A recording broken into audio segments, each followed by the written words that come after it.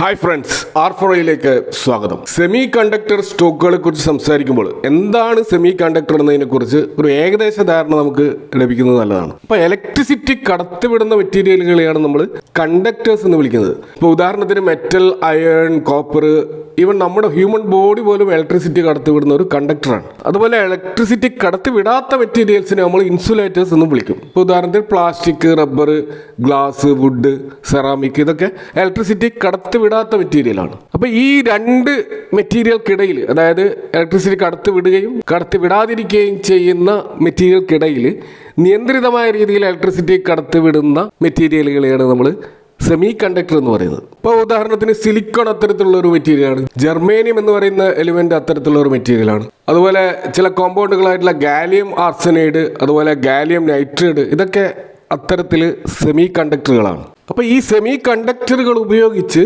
ഒരു ഇൻ്റഗ്രേറ്റഡ് സർക്യൂട്ടുകൾ പല ഇലക്ട്രോണിക് ഡിവൈസുകളിലും ഉപയോഗിക്കാറുണ്ട്. അപ്പോൾ അത്തരത്തിലുള്ള ഒരു ഫിനിഷ്ഡ് പ്രൊഡക്റ്റിനെയാണ് നമ്മൾ ചിപ്പുകൾ എന്ന് വിളിക്കുന്നത്. അപ്പോൾ സെമി കണ്ടക്ടർ എന്ന് പറയുന്നത് ഒരു റോ മെറ്റീരിയൽ ആണ്. അതിൻ്റെ ഫിനിഷ്ഡ് പ്രൊഡക്റ്റാണ് ചിപ്സ്. പലപ്പോഴും ഇത് മാറി മാറി ഉപയോഗിക്കുന്നതാണ്. അപ്പോൾ ഈ സെമി കണ്ടക്ടർ ചിപ്പുകളുടെ ഉപയോഗം പല മേഖലകളിൽ നമുക്ക് കാണാം. ഇപ്പോൾ കൺസ്യൂമർ ഇലക്ട്രോണിക്സ് ആയിട്ടുള്ള ഇപ്പോൾ smart phone, laptop, TV, gaming console, ഇത്തരത്തിലുള്ള ഇലക്ട്രോണിക്സ് ഉപകരണങ്ങളിൽ ഇത് ഉപയോഗിക്കുന്നുണ്ട്. കൂടാതെ ഈ കമ്പ്യൂട്ടർ ബേസ്ഡ് ആയ പ്രോസസ്സേഴ്സ്, അതിൻ്റെ മെമ്മറി, ഇതിലൊക്കെ ഇൻ്റഗ്രേറ്റഡ് സർക്യൂട്ടുകളാണ് ഉപയോഗിക്കുന്നത്. കൂടാതെ സോളാർ സെല്ലിൽ സിലിക്കണാണ് ഏറ്റവും പ്രധാനമായിട്ടുള്ള ഒരു സെമി കണ്ടക്ടറായിട്ട് ഉപയോഗിക്കുന്നത്. അതുപോലെ LED-കളിൽ ഇത് ഉപയോഗിക്കുന്നുണ്ട്. കൂടാതെ ഓട്ടോമോട്ടീവ് വെഹിക്കിളുകളിൽ ഇതിൻ്റെ ഉപയോഗം വലിയ തോതിൽ വർദ്ധിച്ചു വരികയാണ്. അതുപോലെ ഹെൽത്ത് കെയർ സെഗ്മെൻറ്റിലുള്ള പല മെഡിക്കൽ എക്യുപ്മെൻറ്റുകളിലും മെഡിക്കൽ ഡിവൈസുകളിലും ഇത് ഉപയോഗിക്കുന്നുണ്ട്. ടെലികമ്മ്യൂണിക്കേഷൻ രംഗത്ത് സ്മാർട്ട് ഫോണുകളിലും റൂട്ടേഴ്സിലും ഒക്കെ ഇത് ഉപയോഗിക്കുന്നു. അതുപോലെ എയറോസ്പേസ് രംഗത്ത് എയർക്രാഫ്റ്റുകളിലും സ്പേസ് ക്രാഫ്റ്റുകളിലും ഇത് ഉപയോഗിക്കുന്നു.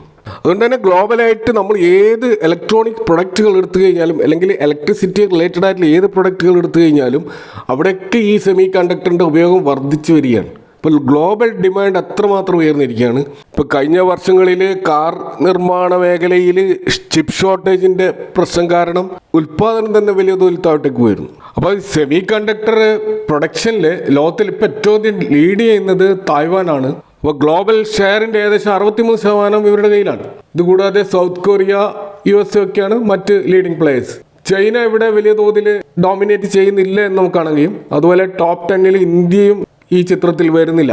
അപ്പോൾ അതുകൊണ്ട് തന്നെ ഇന്ത്യയും ഈ മേഖലയിലേക്ക് 2021 തന്നെ കാലെടുത്ത് വെച്ചിരുന്നു. ഇപ്പോൾ അതിൻ്റെ രണ്ടാമത്തെ ഫേസ് നടക്കുകയാണ്. അപ്പോൾ സെമികോൺ 2.0 എന്ന പേരിൽ ലോകത്തിലെ തന്നെ സെമി കണ്ടക്ടർ പ്രൊഡക്ഷനിൽ 5% മാർക്കറ്റ് ഷെയർ നേടാനുള്ള ഒരു ശ്രമത്തിലാണ് ഇന്ത്യ. 2030 ആകുമ്പോഴത്തേക്കും ആ ഒരു ടാർഗറ്റ് അച്ചീവ് ചെയ്യുമെന്നാണ് ഇന്ത്യ പ്രതീക്ഷിക്കുന്നത്. അപ്പോൾ ഈ ഒരു പ്രൊജക്റ്റിന് വേണ്ടി ഏകദേശം $20 ബില്യൺ, അത് ഇന്ത്യൻ റുപ്പിയിൽ 1,60,000 കോടിയുടെ ഒരു പ്രൈവറ്റ് പബ്ലിക് പാർട്ടിസിപ്പേഷനോടെ ഒരു ബൃഹത്തായ ഒരു പ്ലാനാണ് ഇന്ത്യ വിഭാവനം ചെയ്യുന്നത്. ഇപ്പോൾ ഇന്ത്യയിലുള്ള ആ ഒരു ആഭ്യന്തരമായിട്ടുള്ള ചിപ്പ് ഡിസൈനിൻ്റെ പാക്കേജിങ്ങും അതിൻ്റെ ഫാബ്രിക്കേഷൻ്റെയും എൻറ്റയർ മാനുഫാക്ചറിങ് വാല്യൂ ചെയിനിൽ ഇത്തരത്തിലുള്ള സപ്പോർട്ട് കൊടുക്കാനാണ് ഇന്ത്യ ഉദ്ദേശിക്കുന്നത്. ഇപ്പോൾ 2021 ഇന്ത്യ ഏകദേശം $10 ബില്യൺ ഒരു ഇൻവെസ്റ്റ്മെൻറ്റ് ഈ മേഖലയിൽ നടത്തിയിരുന്നു. അതിൻ്റെ അടിസ്ഥാനത്തിൽ ബേസിക് ആയിട്ടുള്ള ഇൻഫ്രാസ്ട്രക്ചർ ഇക്കോസിസ്റ്റം ബിൽഡ് ചെയ്യാനാണ് അത് ഉപയോഗിച്ചത്. അപ്പോൾ ഇതിൽ പ്രധാനപ്പെട്ട 2 പ്രോസസ്സിംഗ് ആണുള്ളത്. ഒന്ന് OSAT അഥവാ outsourced semi conductor assembly and test, മറ്റൊന്ന് ATMP അഥവാ assembly, testing, marketing and packaging. അപ്പോൾ ഈ ഒരു സെമി കണ്ടക്ടർ മാനുഫാക്ചറിങ് ഈ പ്രോസസ്സിലാണ് ഗവൺമെൻറ് ഈ രീതിയിൽ സ്പെൻഡിങ് നടത്താൻ പോകുന്നത്. അപ്പോൾ ഈ സെമി കണ്ടക്ടർ സ്റ്റോക്കുകൾ എന്ന് പറയുമ്പോൾ അവിടെ നമ്മൾ ഉദ്ദേശിക്കുന്നത് ഈ സെമി കണ്ടക്ടർ ഡിസൈനിങ്ങിലും അതിൻ്റെ ബിൽഡിങ്, അതിൻ്റെ പാക്കേജിങ്, അതിൻ്റെ ചിപ്പ് ടെസ്റ്റിങ്, അതുപോലെ അതിൻ്റെ ക്രിട്ടിക്കൽ ഇൻപുട്ട് സപ്ലൈ, അതിൻ്റെ സർവീസസ്, ഇതൊക്കെ അടങ്ങിയിട്ടുള്ള ഇത്തരം മേഖലയിൽ വർക്ക് ചെയ്യുന്ന സ്റ്റോക്കുകളെയാണ് നമ്മൾ സെമി കണ്ടക്ടർ സ്റ്റോക്കുകൾ എന്ന് പറയുക. അപ്പോൾ അവയിൽ ചിലത് ഡിസൈൻ സ്പെഷ്യലിസ്റ്റുകളായിരിക്കും, ചിലത് വലിയ തോതിലുള്ള ക്യാപിറ്റൽ ഇൻറ്റൻസീവ് ആയിട്ടുള്ള ഫാബ്രിക്കേഷൻ യൂണിറ്റുകളായിരിക്കും, ചിലത് അഡ്വാൻസ്ഡ് ആയിട്ടുള്ള പാക്കേജിങ് യൂണിറ്റുകളായിരിക്കും. ഇത് കൂടാതെ തന്നെ ഇതിനെ സപ്പോർട്ട് ചെയ്യുന്ന രീതിയിലുള്ള എഞ്ചിനീയറിംഗ് സർവീസുകളും കെമിക്കൽ സപ്ലൈയും അതേപോലെ സോഫ്റ്റ്വെയർ സപ്പോർട്ടൊക്കെ കൊടുക്കുന്ന കമ്പനികളെയും നമ്മൾ ഈ ഒരു സെമി കണ്ടക്ടർ ഇക്കോസിസ്റ്റത്തിൽ പൊതുവെ കാണാൻ കഴിയും. അപ്പോൾ ഇതൊക്കെ അടങ്ങിയിട്ടുള്ള വലിയൊരു ബൃഹത്തായിട്ടുള്ള ഒരു മേഖലയാണ് സെമി കണ്ടക്ടറിൻ്റെ മേഖല. അപ്പോൾ അവിടെ നമ്മൾ ധാരാളം സ്റ്റോക്കുകൾ കാണാൻ കഴിയും. അപ്പോൾ പ്രധാനപ്പെട്ട ചില സെമി കണ്ടക്ടർ സ്റ്റോക്കുകൾ നമുക്ക് ഈ വീഡിയോയിൽ പരിചയപ്പെടാം. അതിലൊന്ന് മോസ്ചിപ്പ് ടെക്നോളജീസ് ആണ്. കഴിഞ്ഞ 2 പതിറ്റാണ്ടുകളായിട്ട് ഇന്ത്യയിൽ ഈ ഒരു മേഖലയിലുള്ള എക്സ്പെർട്ടൈസ് ആയിട്ടുള്ള ഒരു കമ്പനിയാണ് മോസ്ചിപ്പ് ടെക്നോളജീസ്. ഇന്ത്യയുടെ ആ ഒരു semiconductor design linked incentive സ്കീമിൻ്റെ ഒരു പ്രധാന ബെനിഫിഷ്യറിയാണ് മോസ്ചിപ്പ് ടെക്നോളജീസ്. മറ്റൊന്ന് SPEL സെമി കണ്ടക്ടറാണ്. അപ്പോൾ ഇത് ഇന്ത്യയിലെ വളരെ പഴക്കം ചെന്ന ഒരു OSAT സെമി കണ്ടക്ടറിലെ OSAT കമ്പനിയാണ്. ഇവർക്കും ചിപ്പ് പാക്കേജിങ്ങിൽ നല്ല എക്സ്പീരിയൻസ് ഉള്ള കമ്പനിയാണ്. അപ്പോൾ ഇവരുടെ പ്രധാനപ്പെട്ട ഫോക്കസ് ഏരിയ എന്ന് പറയുന്നത് ഇൻ്റഗ്രേറ്റഡ് സർക്യൂട്ടുകളുടെ അസംബ്ലിയും ടെസ്റ്റിങ്ങും അതിൻ്റെ പാക്കേജിങ് സർവീസുമാണ്. മറ്റൊരു സ്റ്റോക്ക് PSU സെഗ്മെൻറ്റുള്ള ഭാരത് ഇലക്ട്രോണിക്സ് ആണ്. ഇവർ 1960കളിൽ തന്നെ ജർമേനിയം അതേപോലെ സിലിക്കൺ ട്രാൻസിസ്റ്റേഴ്സ് ഒക്കെ നിർമ്മിച്ചു കൊണ്ടിരുന്ന ഒരു കമ്പനി ആയിരുന്നു. പക്ഷേ ഇൻ ബിറ്റ്വീൻ അവർ ഈ ഒരു മേഖലയിൽ നിന്നും പിന്മാറുകയുണ്ടായി. എന്നാൽ ഇപ്പോൾ ഈ സെമി കണ്ടക്ടർ ഡിമാൻഡ് ഗ്ലോബലായിട്ട് വർദ്ധിച്ചപ്പോൾ അവർ വീണ്ടും ഈ ഒരു മേഖലയിലേക്ക് വരികയുണ്ടായത്. അപ്പോൾ അവർ സ്വന്തമായിട്ടുള്ള സെമി കണ്ടക്ടർ ഡെവലപ്പ് ചെയ്യാൻ വേണ്ടിയിട്ടുള്ള ഒരു MOU ഇപ്പോൾ ടാറ്റ ഇലക്ട്രോണിക്സുമായിട്ട് ഇവർ ഓൾറെഡി സൈൻ ചെയ്തിട്ട് അതിൻ്റെ പ്രോഗ്രാമുമായിട്ട് മുന്നോട്ട് പോവുകയാണ്.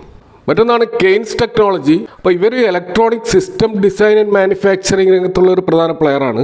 അപ്പോൾ ഇവരുടെ ആ ഒരു പ്രസൻസ് നമുക്ക് ഓട്ടോമോട്ടീവ് ആയാലും എയറോസ്പേസ്, ഇൻഡസ്ട്രിയൽ റെയിൽവേസ്, മെഡിക്കൽ സെഗ്മെൻറ്റിലൊക്കെ കാണാൻ പറ്റും. അപ്പോൾ ഇവരുടെ ഈ അടുത്ത കാലത്തുണ്ടായ ഒരു സ്ട്രാറ്റജിക് മൂവാണ് ഇവർ സെമി കണ്ടക്ടർ വാല്യൂ ചെയിനിലേക്ക് 2 ക്രിട്ടിക്കൽ പ്രൊജക്റ്റുകളുമായിട്ട് മുന്നോട്ട് വന്നിരിക്കുകയാണ്. അപ്പോൾ ഇവരുടെ ഗുജറാത്തിലെ സനദിലുള്ള OSAT പ്രൊജക്റ്റ് ഈ ഡിസംബർ 2025 ഫംഗ്ഷൻ ചെയ്യാൻ പോവുകയാണ്.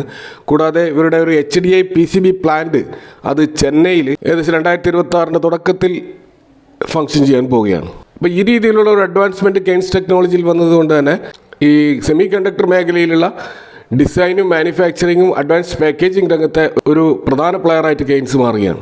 ഇതുകൂടാതെ കാനഡയിലുള്ള ഓഗസ്റ്റ് ഇലക്ട്രോണിക്സിനെ ടേക്ക് ഓവർ ചെയ്തുകൊണ്ട് ഇവരുടെ ആ ഒരു ബിസിനസ് ഹൊറൈസൺ കുറച്ചുകൂടി എക്സ്പാൻഡ് ചെയ്തുകൊണ്ടാണ് ഇവർ മുന്നോട്ട് പോകുന്നത്. മറ്റൊരു സ്റ്റോക്ക് നമ്മൾ കാണുന്നത് ASM ടെക്നോളജീസ് ആണ്. അപ്പോൾ ഇവർ ആ സെമി കണ്ടക്ടർ മേഖലയിലെ എൻഡ് ടു എൻഡ് പ്രൊഡക്റ്റ് ഡെവലപ്മെൻറ്റിൻ്റെ ആ ഒരു ഡിസൈനിങ് ആയാലും മാനുഫാക്ചറിങ് മേഖലയിലായാലും സർവീസ് പ്രൊവൈഡ് ചെയ്യുന്ന ഒരു കമ്പനിയാണ്.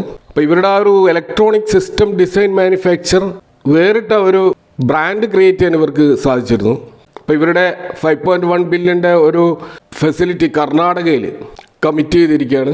വലിയ തോതിൽ ഗ്ലോബൽ ക്ലയൻസ് ഉള്ള ഒരു കമ്പനിയായിട്ട് ഈ ASM ടെക്നോളജി മാറിക്കൊണ്ടിരിക്കുകയാണ്.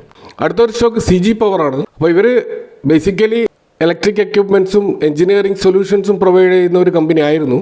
ഇപ്പോൾ 2025 ഇവർ CG സെമി പ്രൈവറ്റ് ലിമിറ്റഡ് എന്ന രീതിയിൽ ഈ സെമി കണ്ടക്ടർ മേഖലയിലേക്ക് കടന്നു വരുന്നത്. അപ്പോൾ ഗുജറാത്തിലെ സനദിൽ ഇവർ ഒരു OSAT പ്ലാന്റ് ഓൾറെഡി ലോഞ്ച് ചെയ്തിരിക്കുകയാണ്. അപ്പോൾ അങ്ങനെ ഇന്ത്യയിലെ ആദ്യത്തെ ഫുൾ സർവീസ് OSAT പ്രൊവൈഡറായിട്ട് ഇവർ മാറിയിരിക്കുകയാണ്. ട്രഡീഷണൽ ആയിട്ടുള്ളതും അഡ്വാൻസ്ഡ് ആയിട്ടുള്ളതുമായ semiconductor packaging technology available ആണ്. അപ്പോൾ ഈ രീതിയിലുള്ള ഒരു അച്ചീവ്മെൻറ്റ് ഇവർ നേടിയത് ജപ്പാനിലുള്ള റിനേസാസസ് അതുപോലെ തായ്ലാൻഡിലുള്ള സ്റ്റാർസ് മൈക്രോ ഇലക്ട്രോണിക്സുമായി ചേർന്നുള്ള ഒരു കൊളാബറേഷനിലൂടെയാണ് ഈ നേട്ടം കൈവരിച്ചത്. മറ്റൊരു സ്റ്റോക്ക് നമ്മൾ കാണുന്നത് HCL ടെക്നോളജീസ് ആണ്. ടോപ്പ് ബ്ലൂ ചിപ്പ് കമ്പനികളിൽ ഒന്നായിട്ടുള്ള HCL ടെക്നോളജിയാണ് നമുക്ക് ഈ മേഖലയിൽ കാണുന്ന ഒരു ജയന്റ് കമ്പനി എന്ന് വേണമെങ്കിൽ പറയാം. അപ്പോൾ ബേസിക്കലി ഒരു IT കമ്പനി ആയിട്ടുള്ള HCL ടെക്ക് ഈ സെമി കണ്ടക്ടർ മേഖലയിൽ അവർ ഈ ഗൂഗിളുമായും NVIDIയയുമായിട്ടുള്ള ടൈപ്പിലൂടെയാണ് ഒരു സെമി കണ്ടക്ടർ സപ്ലൈ ചെയിനുള്ള ഒരു AI related next generation software മേഖലയിൽ പ്രവർത്തിക്കുന്നത്. കമ്പനി പ്രധാനപ്പെട്ട ചിപ്പ് മേക്കേഴ്സുമായിട്ട് പ്രത്യേകിച്ച് ഓട്ടോ മേഖലയിലും ടെലികോം മേഖലയിലും ഉള്ള കമ്പനികളുമായി ഡിസൈൻ അതുപോലെ silicon validation, AI model testing തുടങ്ങിയ മേഖലയിലാണ് പ്രധാനമായിട്ടും പ്രവർത്തിക്കുന്നത്. മറ്റൊരു സ്റ്റോക്ക് നമ്മൾ കാണുന്നത് ടാറ്റ എലക്സിയാണ്.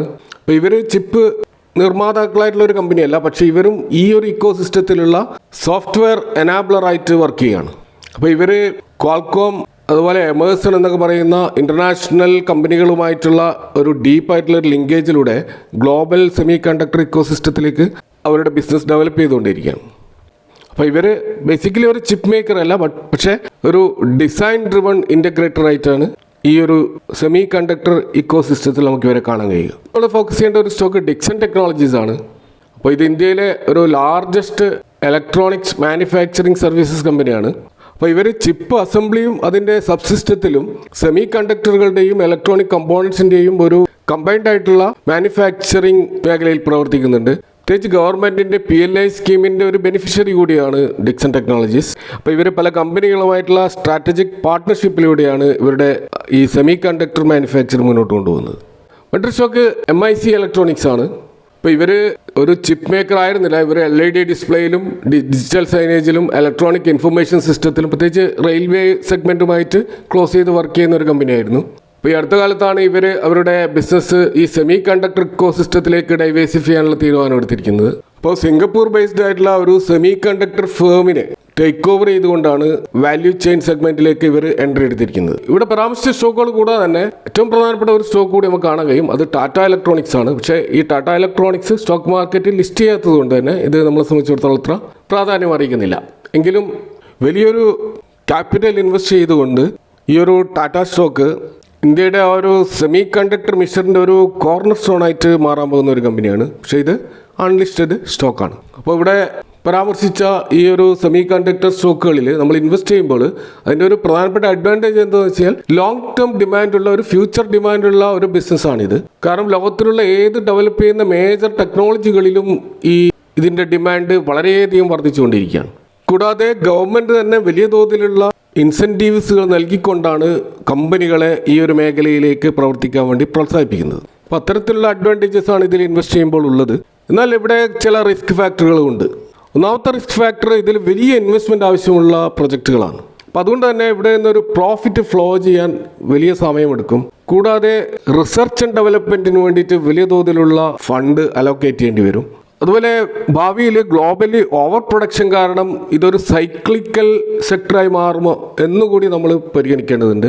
അതുകൂടാതെ ഞാനിവിടെ പരാമർശിച്ച സ്റ്റോക്കുകളൊക്കെ നിങ്ങൾ ശ്രദ്ധിച്ചു കഴിഞ്ഞാൽ അതിൻ്റെയൊക്കെ PE റേഷ്യോ വളരെ ഹൈ ആണ്, ഓവർ വാല്യൂഡ് ആയിട്ടാണ് പല സ്റ്റോക്കുകളും നമുക്ക് കാണാൻ കഴിയുക. അപ്പോൾ നിലവിലുള്ള അവസ്ഥയിൽ ഈ സ്റ്റോക്കുകൾ ഇൻവെസ്റ്റ് ചെയ്യുന്നത് ഒരു റിസ്ക് റിവാർഡ് റേഷ്യോ ഇല്ലാത്ത ഒരു അനുഭവമായിരിക്കും ഉണ്ടാവുക.